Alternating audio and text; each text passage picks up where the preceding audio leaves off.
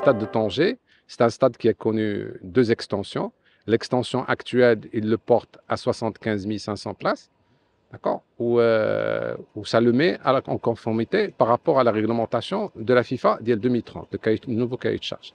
Ce qui fait, c'est une refonte globale, donc جذرية, باش نعملوا les espaces كاملين يكونوا au niveau ديال et répondre à le programme ديال FIFA 2030.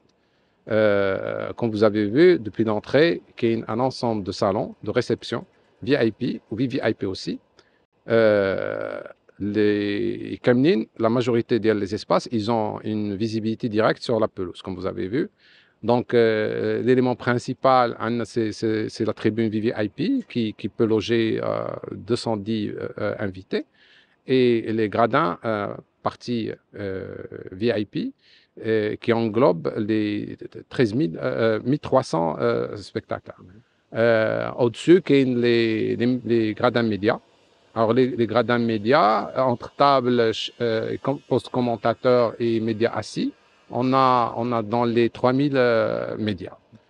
Aussi, on a visité ensemble les loges. On a 142 loges sur 3 niveaux. Donc, on a le premier niveau qui est un peu spécial pour le stade de Tanger, c'est des niveaux au niveau de la pelouse. Donc, c'est un niveau bas. Donc, on profite pleinement de l'expérience et du match. On a des loges en troisième étage et quatrième étage, comme j'ai dit, en 142. Le nombre de chaises varie entre 10 à 20 sièges par loge. L'espace, comme la norme le précise, c'est 2 mètres carrés de salon par fauteuil. Donc, chaque loge, suivant le nombre de personnes qui peuvent abriter, qui a une surface. On a le grand public, donc on a 3 niveaux pour le grand public, qui est un niveau inférieur, qui est un niveau intermédiaire et supérieur.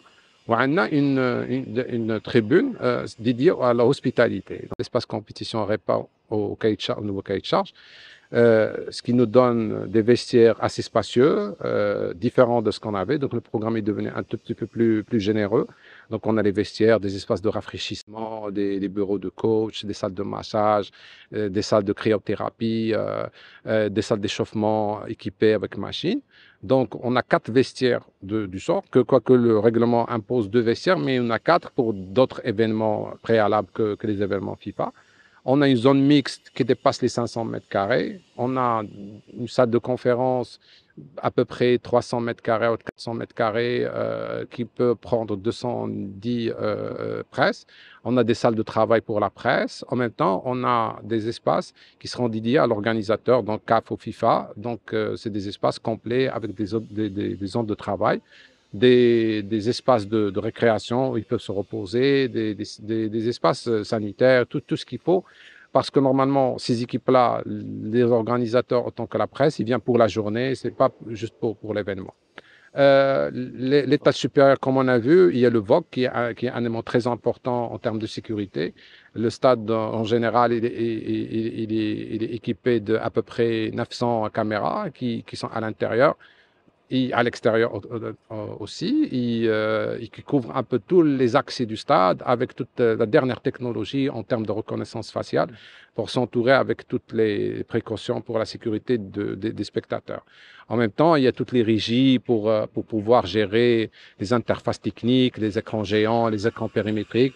Comme vous avez vu, le stade de Tanger s'est fait doter de 2 écrans géants de 220 mètres carrés chacun, avec un écran périmétrique qui dépasse les 700 mètres linéaires, et on aura un deuxième et un troisième écran périmétrique au niveau de la pelouse.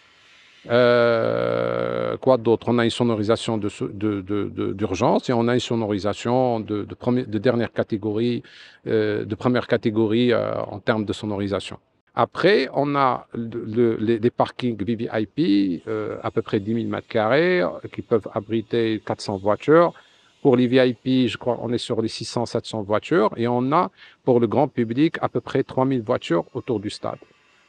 Mais les services de la Wilaya, ils ont dédié un ensemble de parkings avoisinant le stade pour pouvoir absorber les spectateurs qui viendront avec la voiture. Donc, il y a eu des simulations avec la sécurité, avec les spécialistes de circulation, de façon à pouvoir absorber cette donnée-là. Alors, les PMR, avant, c'était des espaces dédiés uniquement aux PMR dans une situation dans le stade.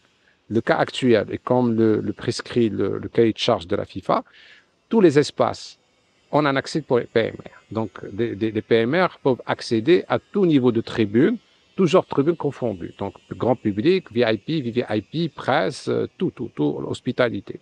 Le stade, il s'est doté de 12 ascenseurs, comme l'ascenseur qu'on a vu tout à l'heure. Donc, 12 ascenseurs qui permettent l'accessibilité à tous les niveaux pour le public PMR. Comme ça, le stade il sera accessible à tous ces niveaux et à tout genre de catégories de tickets.